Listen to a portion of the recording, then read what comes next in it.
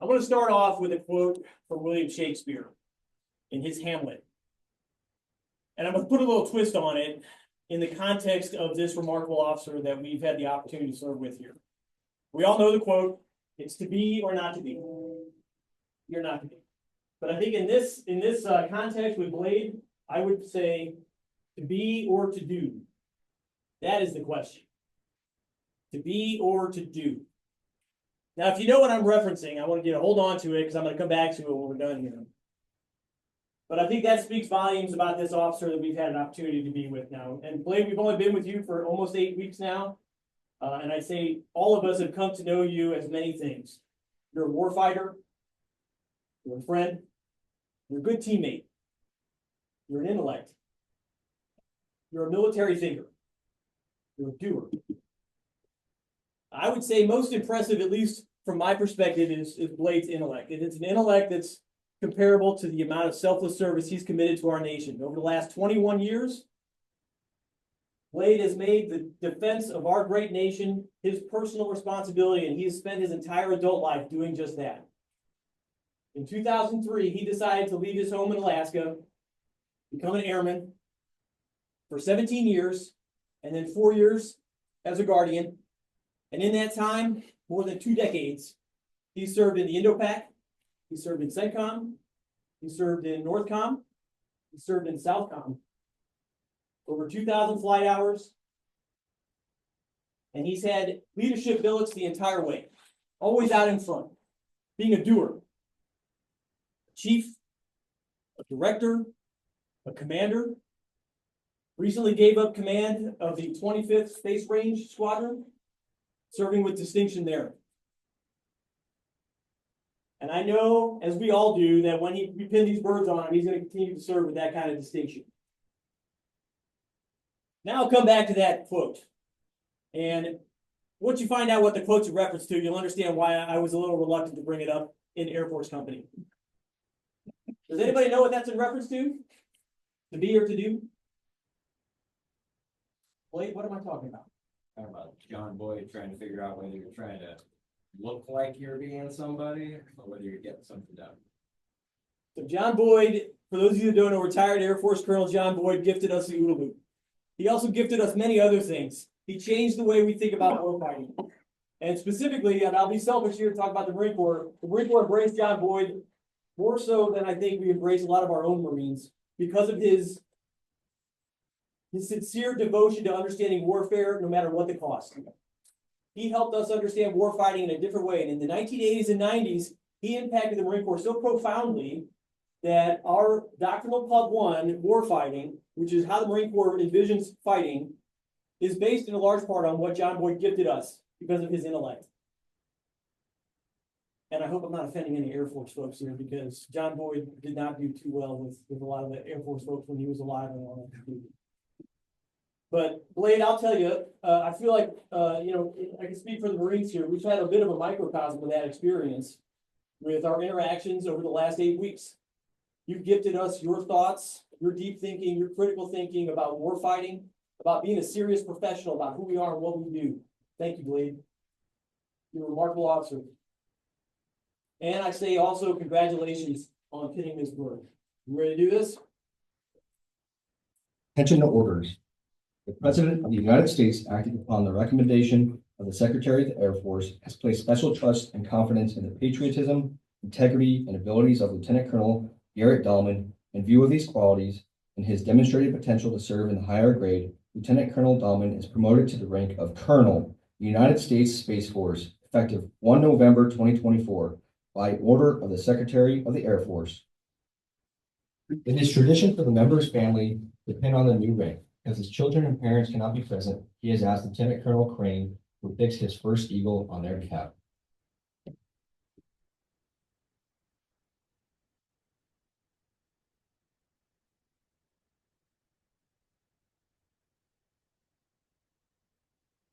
Ladies and gentlemen, it is my honor to introduce Colonel Gerrit Blade Dalman.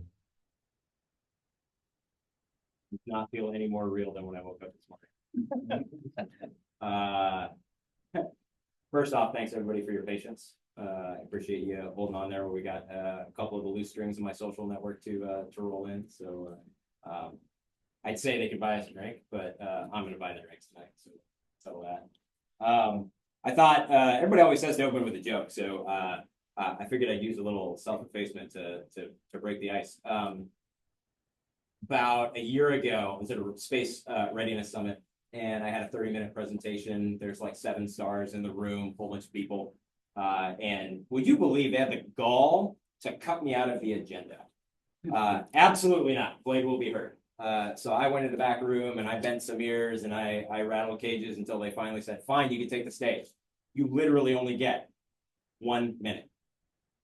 And so I walked on the stage, I hacked my stopwatch, and in 59.5 seconds, I delivered everything that 3-star needed to know. So I felt pretty good about that. You guys will not be that lucky. That's my way of saying I'm going to talk a little bit. I have, yeah.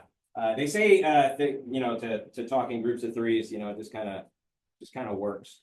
But I'm a multi-dimensional thinker, so I have 3 by 3. That equals 9. I get more points. You're welcome. I 3 points of order.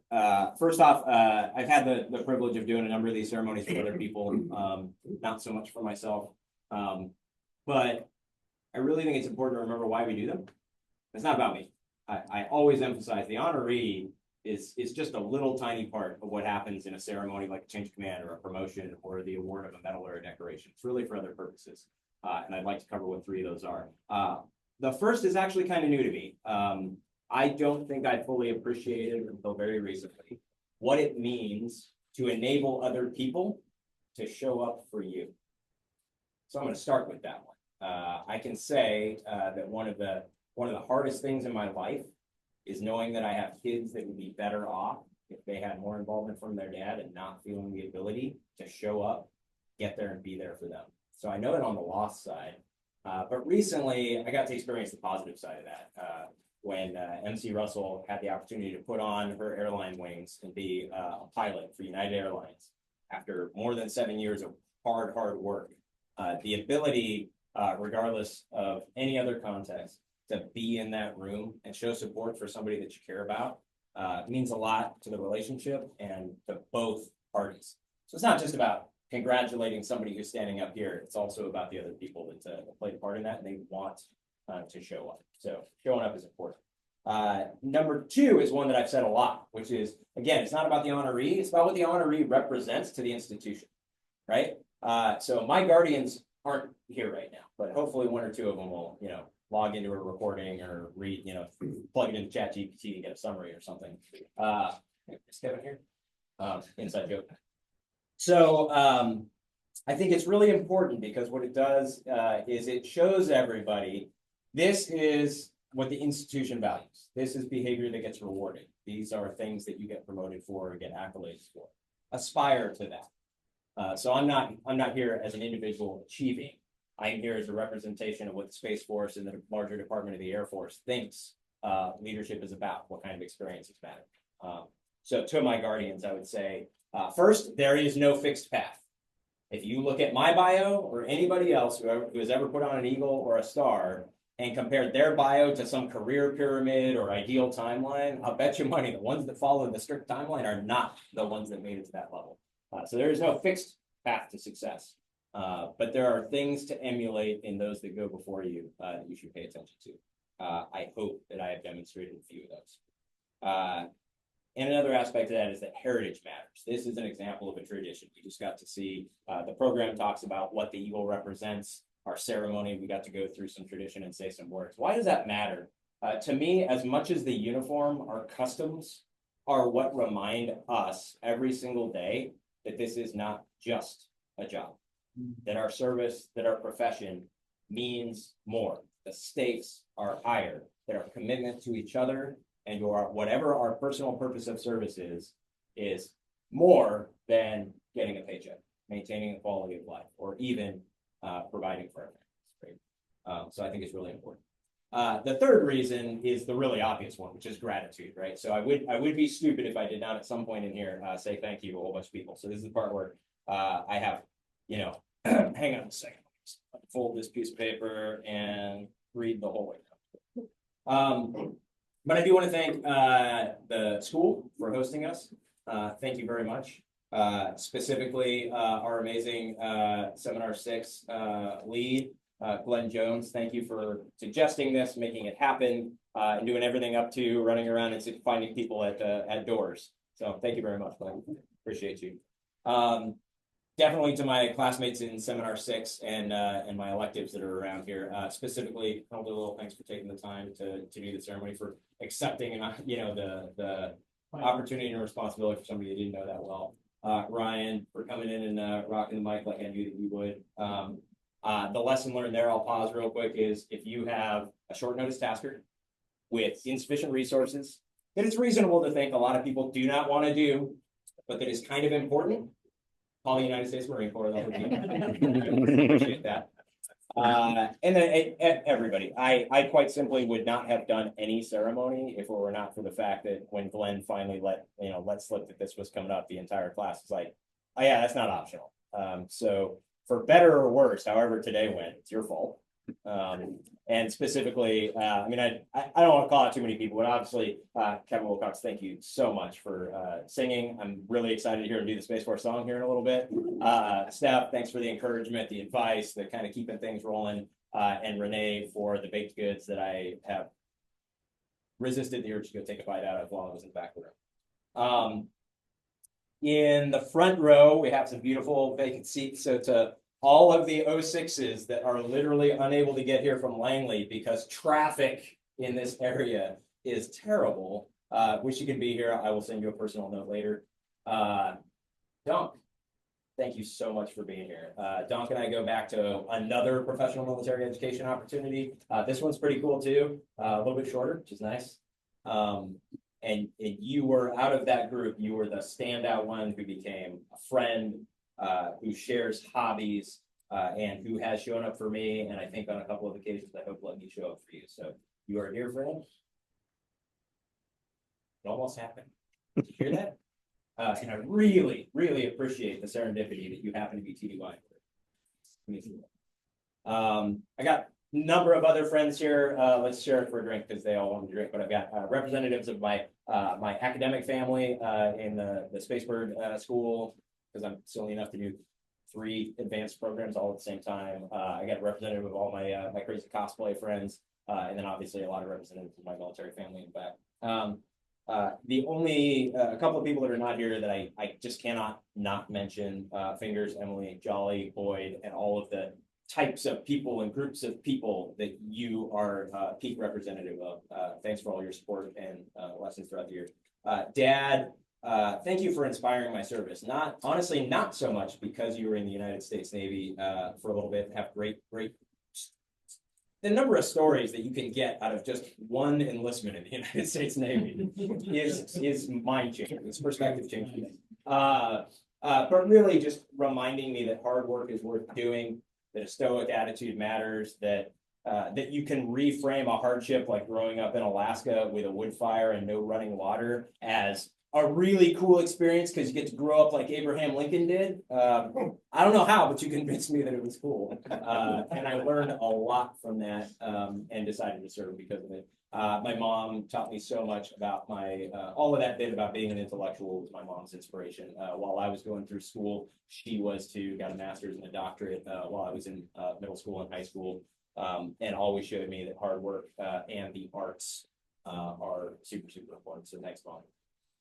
Kaylee, if you get the opportunity to watch this, you are really, really coming of your own. You are an individual now. Every time you give me at least a little bit of a peek behind the curtain on what you're interested in, who you want to become, is a privilege. I look forward to you being more your own person every day. Andrew, my son, has surpassed all expectations. He once accused me of setting expectations that were too high, and I was like, I didn't tell you to do any of this. You're the one who went to college 3 years early. I can't fathom it. As you become a man, I am just absolutely thrilled to see you make your own choices in life and figure out where to go. Okay. I'm going to say my 3 observations super, super fast. My 3 observations are just this, and this is me overthinking. Diversity and connectedness. my goodness, the diversity of thought. I mean, acculturation is not just a thing we're trying to accomplish. It is like the burden of the joint force is taking these diverse services and figuring out how they can even talk to each other is a huge challenge. But the diversity of thought in the world, the different kinds of people that come from different backgrounds, think different ways, have different cultures, all bring something unique to every team, every community they participate in. And the last month across the multiple programs I've been involved in have been just the most beautiful reminder of that. But also the interconnectedness. I don't know how much my classmates have noticed this, but I cannot count the number of times in a day where something that I read or talked about with my master's program relates to something that we're talking about in seminar, relates to something I read in Air War College, relates to something that my therapist recommended that I look into. Just the way of thinking is to look for those echoes and iterations in ideas. It's amazing how things are connected. The duality of things is my second point. We talk a lot about left and right bounds. 90% of the time in all walks of life, I've found it's avoid the false dichotomy. It is not this or that. It is not black or white. It is not left or right. It is how much of this, when that, what compromise between this and that. And I had 100 examples of that, but I'll sit on them. And the last is really to quote Marcus Aurelius and say the world is nothing but change. So much has changed in my life just in a month. Nothing is permanent. All things change. And I think both a military lesson and a human lesson that I would like to share is the more that you can think of life as just trying to keep your balance. Right? Just trying to keep your balance. You are always going to be shifting from one thing to the next, one challenge to the next. That is the skill. That is the skill. It's not even how to get up when you fall down. It's how to just wobble and be okay. Change a bit. Okay, here's the part that I probably should have skipped right to, and that is what I think about the rank. I think this is an obligation. This is a responsibility. I do not take it lightly. Like I think probably a lot of people, I thought long and hard about whether it was the right thing for the service for me to wear. I'm committed to do that so long as the United States Space Force thinks that I should command again at the next highest level. The day that the guardians in those organizations disagree, I will leave. So to those future guardians that I hope to have the opportunity to lead, 3 promises. Promise number 1 is to my enemies. I will pursue peace by being ready for war. The mission does come first. And I do not mean that in a demeaning way about people. It is why I put on the uniform. It is why we form these teams. It's why we are. I have been a warfighter. I intend to keep on going. Number 2, to my teams. I intend to listen to you. I think probably the most common complaint that I have heard from junior guardians and airmen about their superiors is that somewhere, and everybody's heard the term the cold middle. There are those lieutenant colonels and colonels who start thinking that because they sit at the front of the table, they do know everything. They already know what the right answer is. They do not need to listen. I am certain there are people in this room who have proved it to me multiple times that I do not know everything about our mission, and I don't know what is best. So I will listen to those under me. We will collaborate, and when we step out, we'll do it together. And the third, to every community that I have the privilege to be a part of, whether that is just a small group of friends, whether that is family, I intend to show up. I intend to keep on showing. So with that, I often end with Charlie Mike, which I borrowed from the Navy SEALs, continue the mission. But instead, I would just like to say that whenever it comes time for me to hang this up, I want to be able to look in a mirror and say, and I don't know what the past tense is, my Latin's not that good, but the past tense version of axios. Not that I believe that I am worthy, but when it is over, I can say that I was worthy of what the nation asked me to do and the people that were put in my charge. Thank you very much for being here. This is such a weird hodgepodge makeshift, and it is beautiful. So I am grateful to everybody that made the time to be here, waited for us to get started, dialed in, watching the recording, And to all of those people who probably already took them back a beer halfway to Gettysburg. Hopefully they'll wait till they get there before they take back a beer. Thank you, and Semper Super. Back over to you.